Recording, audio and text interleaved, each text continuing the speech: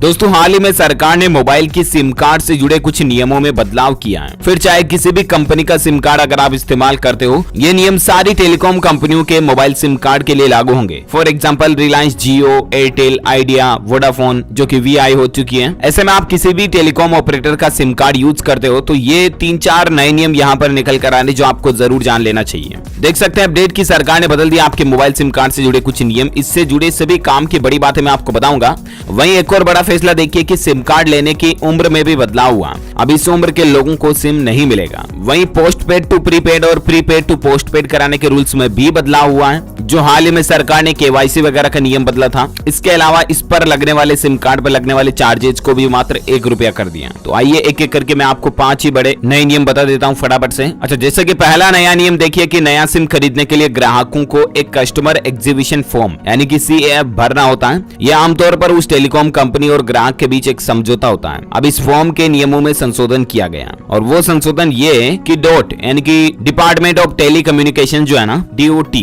दूरसंचार विभाग, उसका ये कहना कि दोस्तों भारत में अब नाबालिग लड़के लड़कियों को सिम कार्ड जारी नहीं किए जाएंगे। इसमें संशोधन कर दिया, नियम में बदलाव कर दिया और इसका सीधा मतलब ये है कि 18 साल से कम उम्र का कोई भी व्यक्ति अब देश के किसी भी टेलीकॉम ऑपरेटर से सिम कार्ड नहीं खरीद सकता है ना। जैसे वोट डालने की कम से कम उम्र 18 साल है, ठीक वैसे अब सिम कार्ड खरीदने की भी मिनिमम उम्र 18 साल होगी। इससे कम का कोई भी व्यक्ति सिम कार्ड नहीं खरीद पाएगा, है ना। तो एक तो नियम में ये बदलाव हुआ। इसके अलावा कुछ रूल्स जैसा कि मैंने आपको बताया सिम कार्ड को लेकर देख सकते हैं आप। अब नए कनेक्शन लेने या प्रीपेड नंबर को पोस्टपेड या पोस्टपेड को प्रीपेड में बदलने के लिए आपको फिजिकल फॉर्म भरने की जरूरत नहीं होगी। टेलीकॉम कंपनियां ये फॉर्म भरने का काम डिजिटल माध्यम से कर सकेंगी। मोदी सरकार की कैबिनेट बैठक में इस फैसले को भी मंजूरी मिल चुकी है। यानी कि अब से अगर कोई नया मोबाइल नंबर या टेलीफोन कनेक्शन लेता है तो आपका केवाईसी कंप्लीटली डिजिटल होगा। यानी केवाईसी के लिए आपको किसी भी तरह का कोई कागज जमा कराने की जरूरत नहीं पड़ेगी। आपके आधार कार्ड की फोटोकॉपी, ड्राइविंग लाइसेंस की फोटोकॉपी ऐसी जरूरत नहीं पड़ेगी। कंप्लीट डिजिटल केवाईसी होगा, समझ रहे हो ना। वहीं पोस्टपेड सिम को प्रीपेड कराने जैसे सभी कामों के लिए भी अब आपको कोई फॉर्म नहीं भरना पड़ेगा। इनके लिए भी डिजिटल केवाईसी मान्य होगी।